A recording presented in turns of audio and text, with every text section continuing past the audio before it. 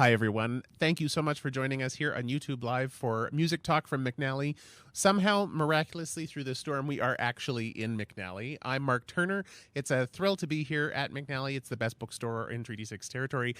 My guest tonight is Adam Johnson, who is with us this week for the Symphony. Adam, welcome back. Thank you. It's a pleasure to be here. So before we were talking about this, is that you were actually the very first guest of Music Talk from McNally. That's 7 years ago. That's really cool. This week, yeah. Funny, lucky number 7. Yeah, right. There you go. Yeah. It was a program we started in the fall of 2014. And you were the very first one here at McNally. And we've done, I don't know how many since. I should have probably counted. We've done a lot since then, and so it's great to have you back. Yeah, well, it's a pleasure to be here, as I said. And actually, I think I mentioned this before too. That was my very first guest conducting gig. Yeah, that was. And so I was at the time a resident conductor in Calgary, and then I really appreciated the invite out, and it's great to be back. Yes, well, and silly that we haven't had you back sooner. Now you have been busy for the last number of years because you've been with the Montreal Symphony Orchestra for a number of years now, and I'm not sure whether you still have an official title, but you do a lot of work with them still. That's right. So I did finish in 2019 as resident, but I work very regularly with them, and some long-term projects are in the works still, and so it's really you've had great. a great collegial relationship with the OSM. So, you grew up in Hinton, Alberta, if I recall. Every time I drive through Hinton, I think Adam's from here. Yeah. Not that I've been through Hinton all that much, but a couple times in the last few years, and I think you're the only person I know from Hinton, which is why I think of you every time I go through. It must be nice for you to get back out to the prairies. Do you get home much? Certainly not as often as I would like, and with the pandemic, that kind of restricted things a little bit. I did manage to sneak out to Calgary a couple of times recently, but Hinton itself, it's been a while. My parents have actually moved out east. I have kids, and so they've come out to help, and we have an intergenerational home, so it's great to have some live-in babysitters, which is really convenient when they get time with the grandkids, and they get time with their grandkids and all that. So unfortunately, I haven't been to Hinton myself in quite a while. But it was a beautiful part of the world to grow up in, but I certainly enjoy any time I can come back west, and it does feel like home. Nice. Yeah. So for those audience members who don't remember 7 years ago on this night, this was you were a pianist first, and then you became a conductor. That's right. If I recall correctly, you are very close friends with Saskatoon's very own Thomas Yu. Yes. Who everybody in Saskatoon knows, maybe literally everybody in Saskatoon knows, and you and Tom have been friends for years. And if I recall, Tom was the guest artist when you were here That's first right. time. Yeah. He was playing a Mozart concerto. And then we played as an encore a little piano four hands Brahms, which was super fun. So we met through music, and we're still fast friends to this day. And Nice. Yeah. We have you here this week. You got here through crazy travel yesterday, and frankly, thank goodness it wasn't today, because you'd be stranded somewhere else. Yeah. But who knew you were going to make a stop over in Winnipeg yesterday? What I loved about last night. So yesterday afternoon, I forget what time it was. You had reached out to us and saying, "Well, we've landed in Winnipeg," which was not where the plane was supposed to be landing. On the itinerary. No, that was not part of the plan. No, Winnipeg rarely is. It's rarely on the. Anyway, that's another story. And at first, the flight schedule looked like you'd land just before 7. We'd have time to get you to the venue. Mm-hmm. As the next few hours progressed, it became clear that you were not going to land in time to get to the venue on time. The orchestra started without you. Mm-hmm. You had sent directions. We passed them on to Michael, our concertmaster, and they were able to get going and rehearsing. And I met you at the cab. You ran inside and grabbed the baton and went. Yeah. That was a very James Bond like moment for an orchestra. I mean, it's probably one of the. Well, I can definitely say I've never conducted in sweatpants before. I had my sweatpants and my boots just to be comfortable for travel, right? And I actually had left my bag at the airport, and somebody kindly picked it up for me just to save that extra 10-15 minutes so I could get right away to the orchestra. But yeah, I texted ahead the tempo for the first movement of the Haydn, and then, for all of them, but actually, interestingly, in the Haydn, the basic pulse stays the same through all 4 movements, which is handy if you don't have a conductor. And so it worked out great. And honestly, when I ran into the church and then I heard them finish, they were right at the end of the 4th movement, so they had time to run through the symphony once, and then it just kind of worked out perfectly in the timing that then I could jump in and get to work. Exactly. Yeah. We'll get back to the Haydn. I want to get there eventually. This concert this weekend, I'm really excited about. Chevalier's Paris. The music of Joseph Boulogne Chevalier de Saint-Georges has finally... we're now finally seeing its renaissance. Yeah. This was a composer who was a remarkable human, literally, champion boxer, champion fencer, led the first all-black regiment of the French army, was the accompanist for Marie Antoinette, and maybe more, but we won't get into that. And on top of being, a pianist, a violinist, a composer, a conductor, he was also an impresario. He was the head of an orchestra, head of an opera company.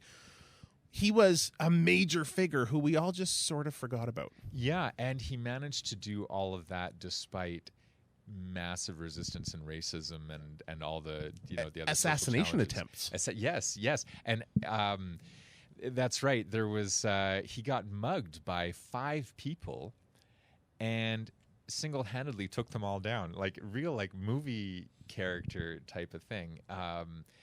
And yeah, reading his biography is a really fascinating thing. That he created a absolute sensation in Paris because he was famous already as a fencer. As a teenager, he went in and was beating the undisputed masters, who had been very derogatory towards him because of his color, and then he was this 15-year-old kid who was beating everybody, and so he was famous for that and for his role in the military, and then is part of a concert, and nobody knew that he was a super accomplished musician. And actually, we still don't know how he got his musical training. We know obviously he got it, but it wasn't taken in record anywhere. So there's some theories as to which teachers he might have studied with. But he joined, or he was a member of one of the top orchestras in Paris, and then performed some of his own concertos. And this just caused a total sensation in Paris because, imagine having a soloist with the SSO who, people only know of as like an Olympian athlete. Exactly. That's exactly the situation. He had become so famous for his athleticism, and then all of a sudden, he's actually also a musician. Yeah, and arguably maybe a better musician than he even was a fencer, and he was a great fencer. Yeah, he was the best, really. So and then to not only be an accomplished performer on many different instruments, but then to be an accomplished composer as well. I mean, which of course many of the composers all performed as well back in the day, but still, not everybody in the orchestra was a composer by any stretch. And he was hanging out with Mozart a lot, and when Mozart was in Paris, and actually Mozart was kind of resentful of how established he was with the upper society of Paris, which Mozart never really succeeded in gaining a foothold in Paris to the same extent. He never got that same kind of fame there. Yeah. And so this was kind of a sore spot for Mozart. And so it's really remarkable, and to have been born in Guadeloupe, to Haiti, essentially now, correct? And to a slave. Yes. So an his illegitimate father, relationship. Yes. So it was a 16-year-old slave, who was the servant of this plantation owner's wife. Now, what though was exceptional is that his father did give him his name. Now, he could not pass on his titles. legally because he was not a legitimate son, but he legitimized him enough by giving him his name. And when he was 7 years old, sent him to Paris and got him set up in a school. And then his father returned back to the plantation for 2 years, and then brought his mother over. Yeah. And so really, really remarkable, wonderful thing that he gave him an excellent education. And obviously he got his sports training and his military training and all this. And so then did eventually gain his own title. That's right. Yes. Yes. Which he subsequently lost at the end and whatever. I mean, it's a really it's a great read. I'm actually now there is a movie, if I recall, there is actually a Chevalier de Saint-Georges movie that I think was made in the 80s, early 90s, and I've seen clips of it, and it's terrible. Okay, I'm sure. And in my reading too, apparently it's misguided. There's some information that we now know it wasn't accurate and things like that. Well, which is always movies, I guess. But this is one of those lives there should be a movie about. Yeah, fascinating. The closeness with Marie Antoinette, his time at Versailles, and then leading a regiment of all black soldiers who, did they support France? Well, ultimately he did. In the end up supporting the Republic. Yes. And so, I mean, I think at that point, Marie Antoinette was doomed basically anyway, but he stuck with his principles. He was under orders to carry out a mission, and he stuck to that rather than going to the defense of the monarchy. And and he, on several occasions, actually, he was stripped of his leadership. He was put in prison numerous times. He was all sorts of things. And yet he always came out and wanted to get back to his position in the military. And he was respected as a very successful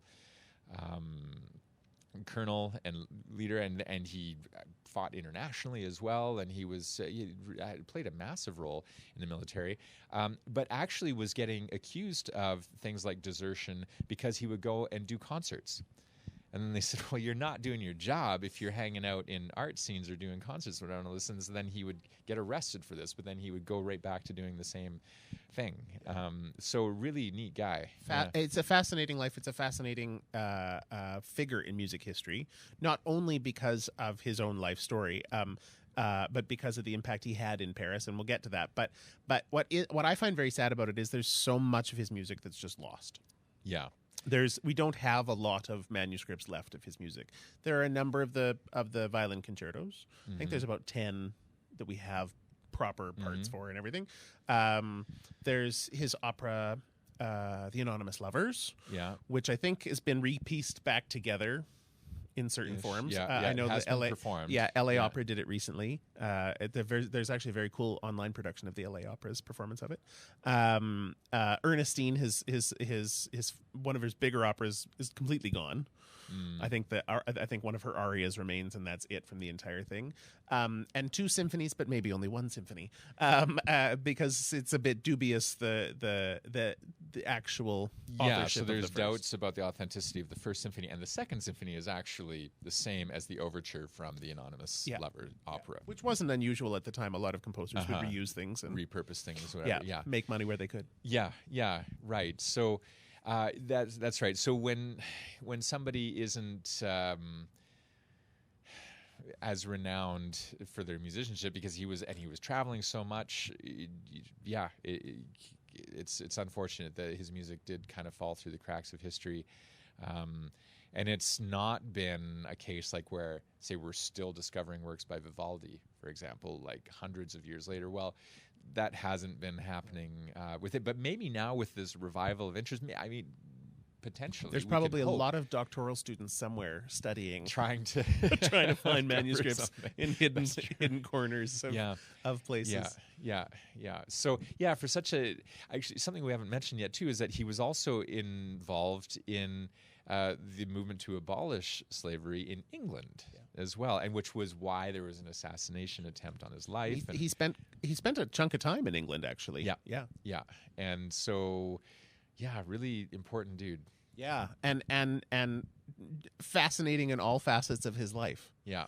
You know, there's a lot of composers who frankly have a fairly boring life story. That's a good point. And so I know we're saying like he was great at a lot of things, but the fact is that he was at the top of so many things. So we've mentioned as a performer, you know, and in the military and as a fencer and as a boxer and all that. Now, as a conductor, he was appointed to the top orchestra in Paris. Yeah. And then, interestingly, the orchestra ended up going bankrupt because the patrons had been, they were asked to support a campaign in America, which ended up going terribly, and they lost all their money, and the orchestra ended up folding.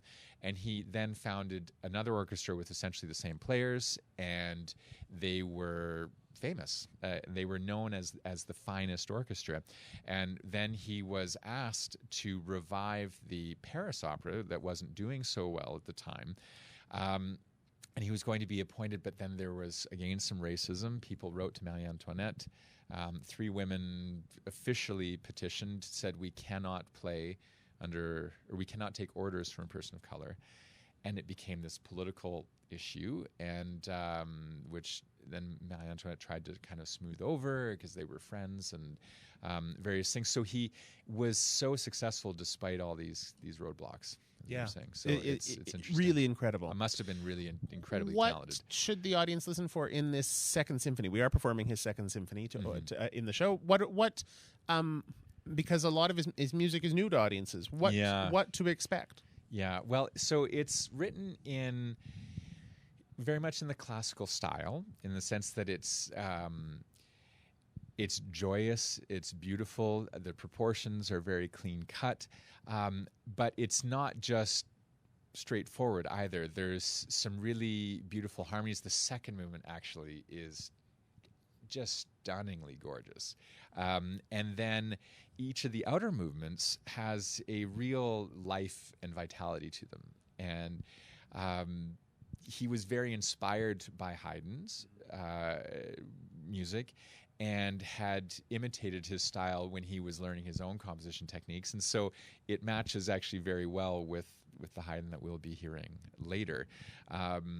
So while being a unique voice as well. So that's what's neat about this, is he's a true master composer. It does have its own flavor. Yeah, all of his music. I have a wonderful disc at home of his some of his vocal art song, and you know it's of its era, obviously, and it's of its influences, and you know it's that French classical art song, and. But it does have its own distinct sound. Yeah. Which not all the composers at the time do. You know, that's one of the things, you know, people say, oh, you know, was there anyone else? Because you look at some of the eras, you know, in certain years, all you see is famous pieces by Beethoven. There were hundreds of people writing music. It just doesn't mean their music got anywhere. Right. And they may have been imitating Beethoven, and so then it's like, well, it's going to be not at the same level. And so for sure we have a composer who was, yes, influenced clearly by Haydn, and was obviously very familiar with Mozart as well, and yet wrote his own extremely beautiful melodies, and while being within the classical idiom that we know and love. So yeah, I'm thinking too in the third movement, the music goes into the minor mode, and it's such a magical transformation of what's going on, and the second violins have this little intricate thing going on while the first play this gorgeous melody. And it's one of these things that the first time I heard it, I just went like, that is great. It's just really, it's beautiful. Yeah, and it's when you listen to his music, you instantly think, you know, I wish we had more of it, but also I wish he'd written more. Like because his life was so busy on so many fronts, you sort of wish that he had been able to dedicate his life to music, because what could have come from that? Yeah, that's true. Yeah, we talk about Mendelssohn in that way, that he spent so much time teaching and all this. What might have been if he had spent more time on composing? But I think that's true to an equal degree with Bologna. Yeah. you've mentioned his relationship with Mozart. He also had a relationship with a man who had the nickname the Mozart of France, which was Devienne, who we're going to actually be performing his seventh flute concerto, resurrected from a bit of the death, because there aren't really great parts out there for it. There are some dubious copies of parts. We actually had our own parts created for this performance. Terran Plamondon, who is our fourth horn player, actually has his own publishing company, and so Terran thankfully rebuilt this whole thing for us, and the musicians are grateful because he's added in all sorts of modern musical assistance. So when it's like 30 bars of rest, he's actually given them the bar numbers in each of those, so they know when you say we're on bar 138. Okay, here we go. So he's been able to update, which is really nice for the musicians. And of course, our very own principal flute, Alison Miller, is stepping out into center stage to play this work. Devienne actually had a huge output. Was a flute player. And was a flute player in Chevalier's orchestra. That's right. Yes. Which is just a fascinating combination. Yes. So Devienne was a teacher at the Paris Conservatory, and he had before it even was the Paris Conservatory. Yeah, and he had a big influence on advancing the level of when playing. He also played bassoon and keyboard as well, I think. But anyway, played flute in the best orchestra in Paris, which was conducted by Bologne, the Chevalier. So it's neat to have this immediate connection there between them. And what is Devienne's music like? I mean, the fact that he has a seventh flute concerto. It must be the most flute concertos by a composer of his era. And there's more. Than I think there's 11 in total. Yeah, something like that. What's it like?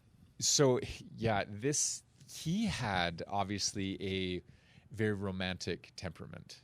Now, he is still in the classical period, but it's stormy. The music is dramatic, and it's very virtuosic, meaning so it shows off the flute a lot and the abilities of the flautist, but the orchestra as well has very dramatic things. It's foreshadowing the romantic period for sure.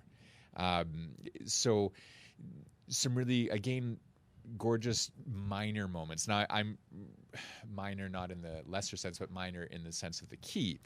And I highlighted that in the Bologne as well, because so much classical music can be, the classical period of classical music is in the light and the joyous, which was part of the aesthetic. And they were moving away from the heavy seriousness of the high Baroque period. The music was written to entertain the nobility. So it has this kind of flavor where they couldn't explore too far. They had to remain within the tastes of these wealthy patrons who were entertaining their guests, and they had to provide a great time for them. So they had they got paid. That's right. So the composer had to write for that scenario. So things can be within a certain box. But when the composers went into the darker minor modes, well, then that's when they got into things being a little bit more personal and deeper. And I find it just extraordinarily beautiful, lovely contrasts, and it'll be exciting. It's a thrilling piece of music. Yes, and it's one of those pieces of music that you really only get to hear once in a lifetime, if that. Even most classical musicians don't know his music. It's right, and I think this is the best of the lot. Yes, as far as I'm aware as well, and I admit I'm not really that familiar with. Haven't heard all 11, is what you're saying? No. However, like some cynics will say there's no hidden gems. Right. There are no hidden gems, right? That if we don't know a piece, well, there's probably a reason for it, but this is a piece where it's like, no, this deserves to be heard. And I was actually on the flight yesterday over here speaking with Phoebe, who will be replacing Alison in the orchestra. Yes. And Phoebe was... She expressed a lot of excitement that this concerto is being played, because she said it doesn't get performed often because it's not one of the big major concertos that would be in a competition, for example, like and if you are going to do an audition or something like that, they'll want you to play the Mozart concerto. But there's a lot of panels for competitions or conservatories. They want to hear what they know. Yes, they are scared off when they hear things they've never heard before. Yes, and even if they're done well. Yes, right, and then then the Baroque period has its style and it has everything, but then if you go into the classical, well, then you're going to go with one of the better known performers generally. So it's just like the Devienne there's never really a great time for players to learn it. And it hasn't had a huge champion. Right. Like that. Sometimes music comes back to life because someone champions it. Right.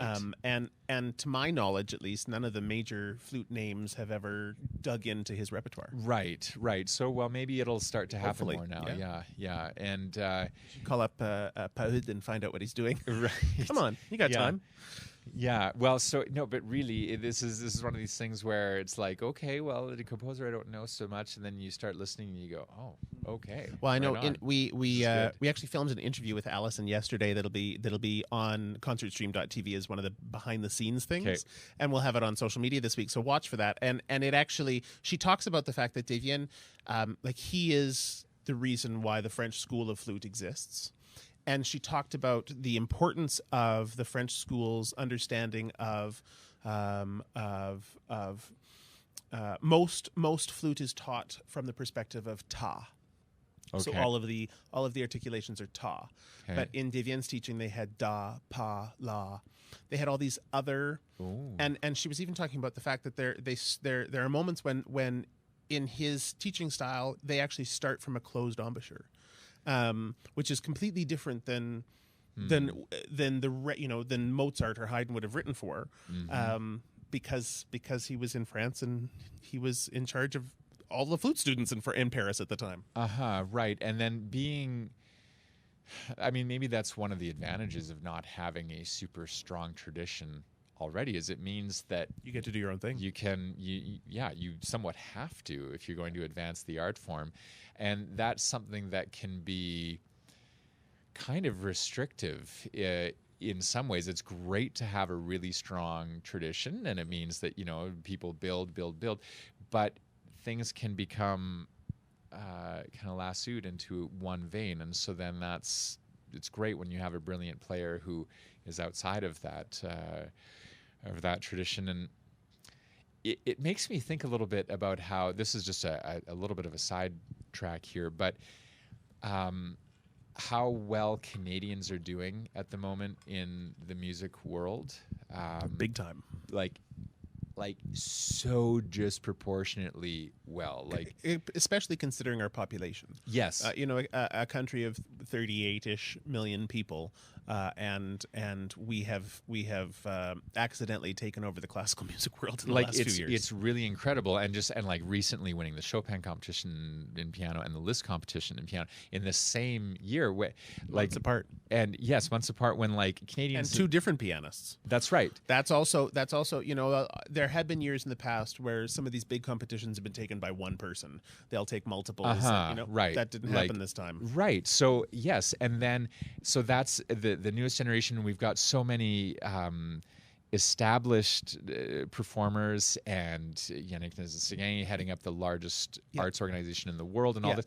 Now, I'm mentioning this because, in a way, what business do we have in Canada taking over the classical music world when we have this sort of inferiority complex sometimes about how it's from Europe, and we would think it would be better to go study in Germany, or to go study at the Paris Conservatory, or go study, at these famous European conservatories.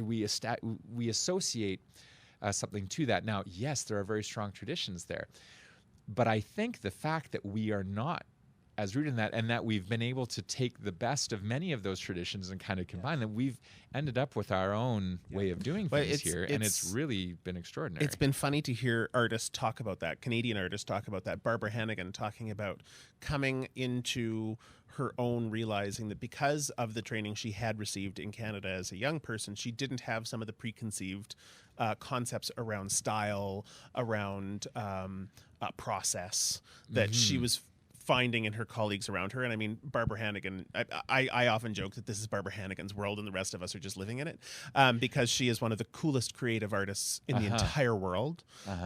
And of course, Jan Leszecki, who's going to be here in a couple of weeks to do a recital here, one of 2 Canadian dates in this 32-date world tour, talks a lot about, particularly in his early career when he was traveling a lot, and people would introduce him as Polish first and sort of forget Canadian. Well, Jan was born in Canada. His parents are from Poland, but he was Canadian.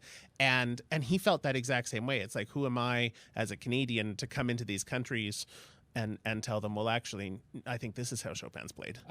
Right. Yes. And so it opens up possibilities.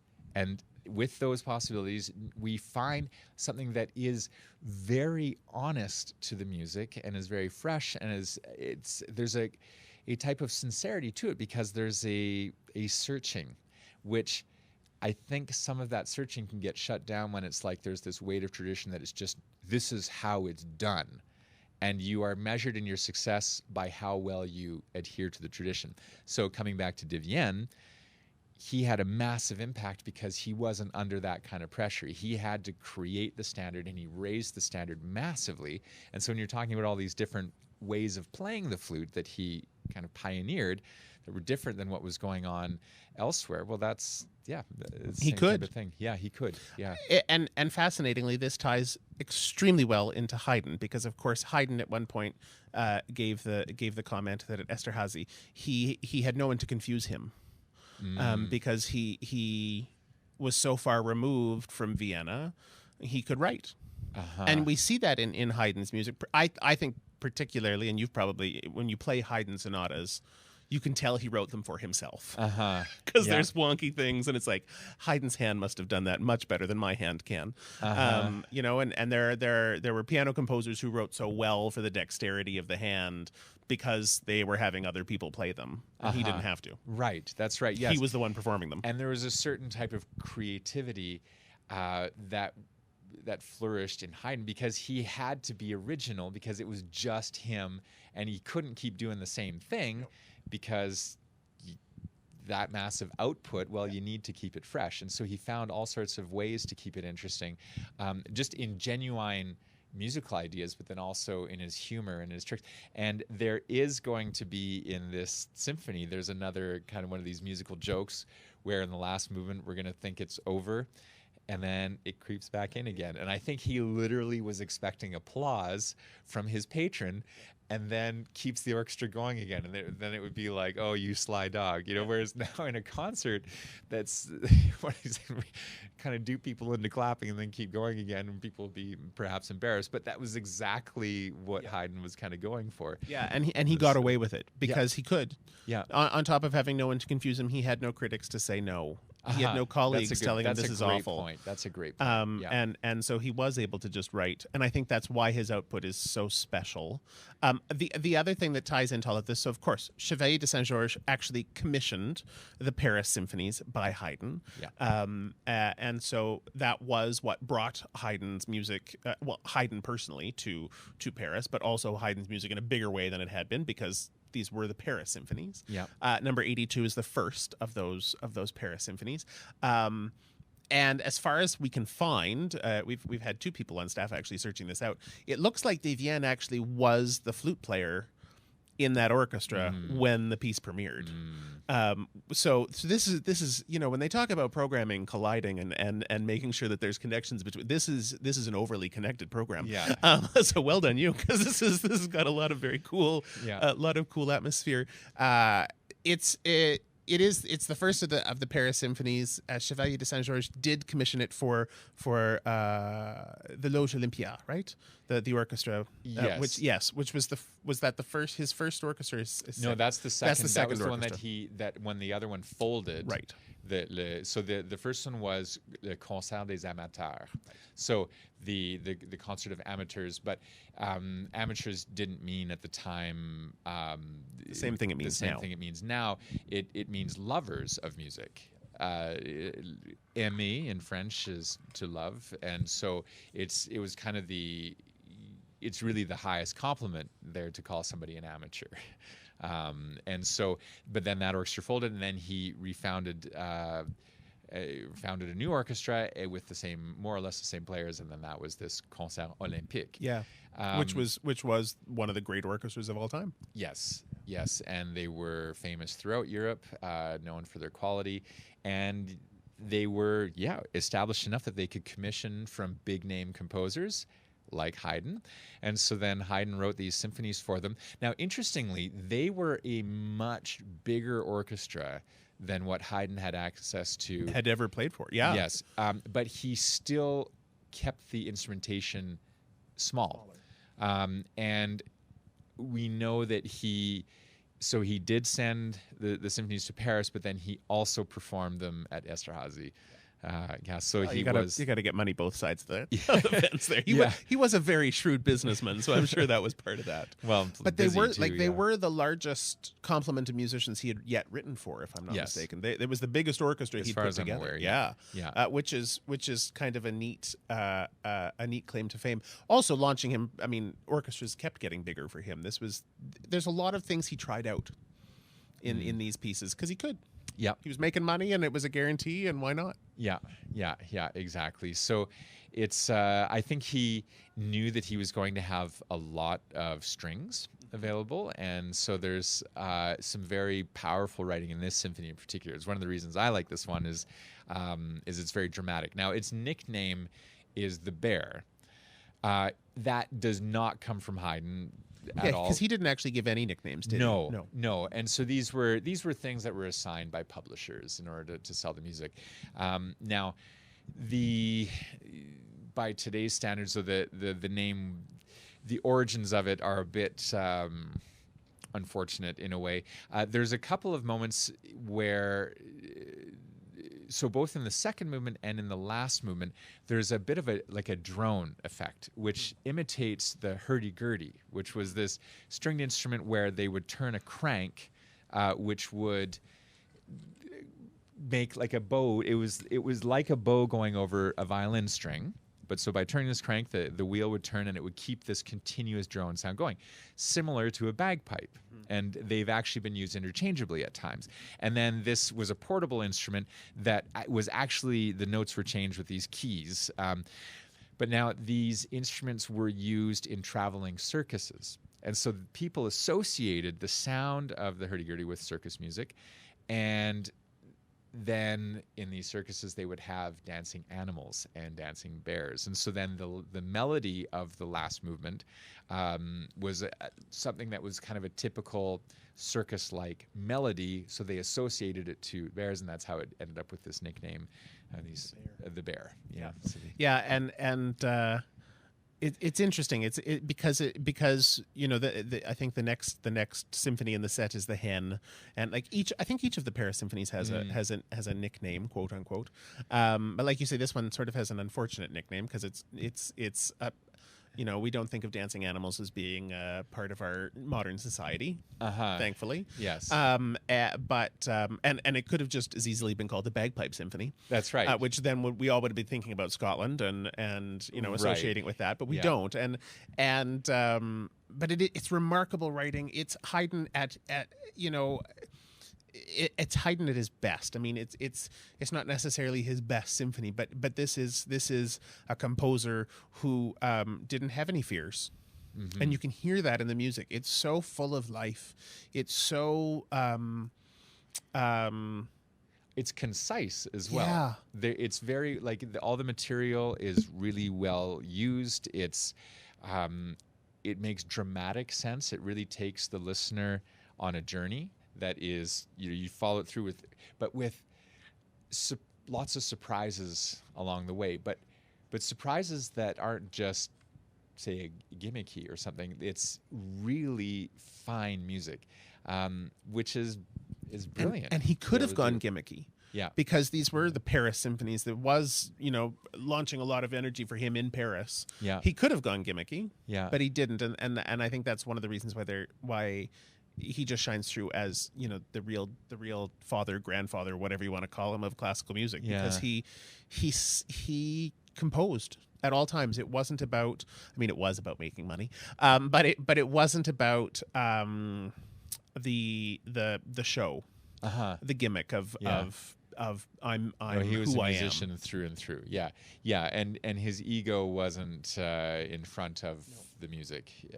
The music is in front. Yeah, for sure. and he yeah, it's beautiful writing. Listening to the orchestra play it without you last night was fascinating. I was saying earlier to you when you got here, this is the very first time in our 91 years that the SSO has ever played Symphony 82, which is just confusing for me because it's such a great work of the repertoire. And so the fact that they set in at it last night, conductorless, on their very first rehearsal, was really exciting and completely strange to watch. I've sat through a lot of rehearsals in my, even before I was with the SSO, traveling with, seeing other orchestras. I actually prefer rehearsal over the performance. It's a process thing for me. And it's always so fun to watch them rehearse without a conductor because they have to communicate differently with each other. Yeah.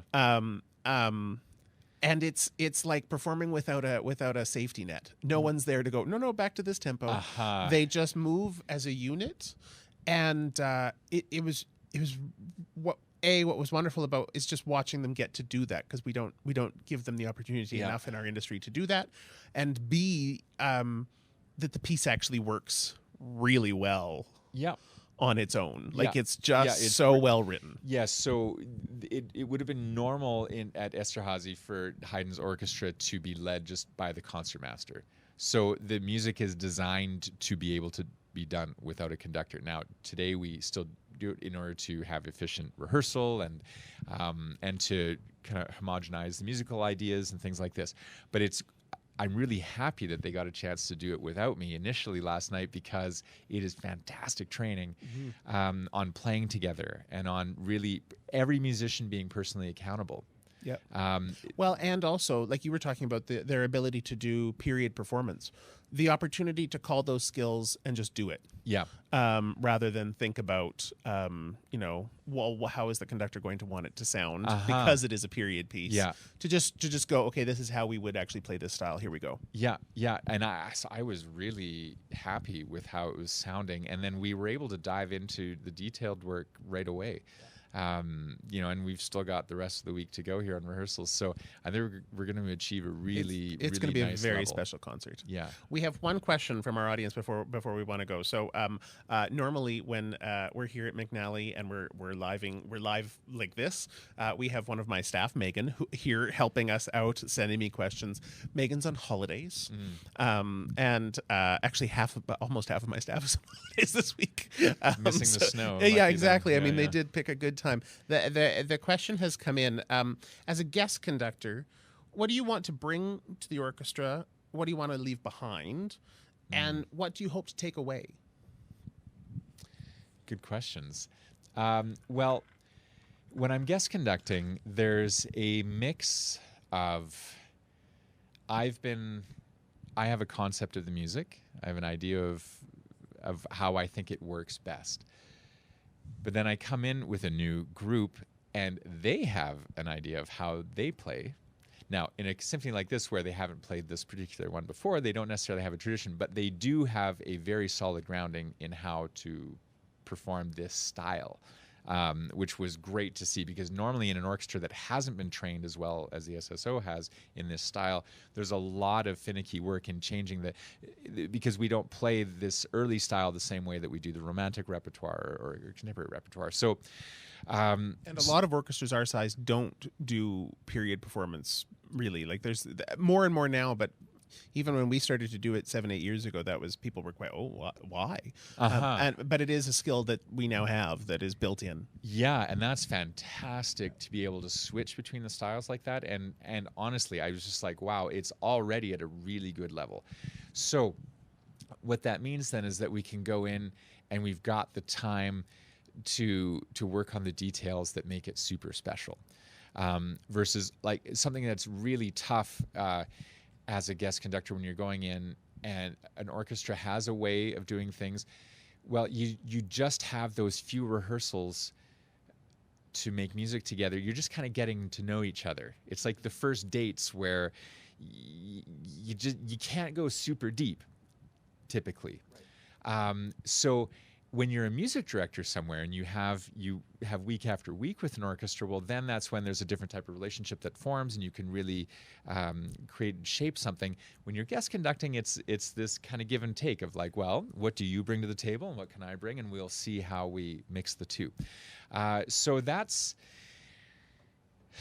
a bit of the process, but then you also respond to the space. The church is beautiful, and I was encouraging the musicians last night to listen to the space and the resonance and to play out into that. We do tend to get focused on the notes and playing it, which is wonderful. We need to, but especially when a piece is new, you dig in and to try to see what those notes are, and this reminder, listen out and be present. Just be present here and now. So I do have a concept, but I also, to answer the question, what I'm aiming for this week is to get comfortable, that we all get comfortable enough with the music that then we can forget the plan and just live it. That the performance, it only happens once. And to just be in that moment, and it might be different than what we rehearsed, and it's awesome when that happens. Not on purpose, but not by accident either. We're all just feeling it and responding to the energy that's there. So that's what I want to do, is help the musicians to be comfortable enough to be able to give their best. When we get to the performance, I am there as a guide, but I'm not making any sound. I am, though, influencing the energy of what's happening and you know, a lot of elements of what goes on. But ultimately, I'm there to help them to be at their best. I want to stay out of their way, let them do what they know how to do. That's awesome. Yeah, and it's going to be a really magical week. Thank you so much for being here in Saskatoon. I'm sorry you arrived in the middle of a snowstorm. It's nice to get. I suppose it probably reminds you being back home in Hinton, because you guys get actually, great storms. I see snow and right away I think skiing. Yeah, so exactly. I'm okay. Very with little skiing here. Yeah. Across country, you could do some cross country. Yeah. We'll find some skis for you. Yeah. Great. Thank you so much, Adam. Thank you so much for joining us tonight here on Music Talk. Make sure you join us this weekend, either live at St. John's or online at concertstream.tv. Thank you very much.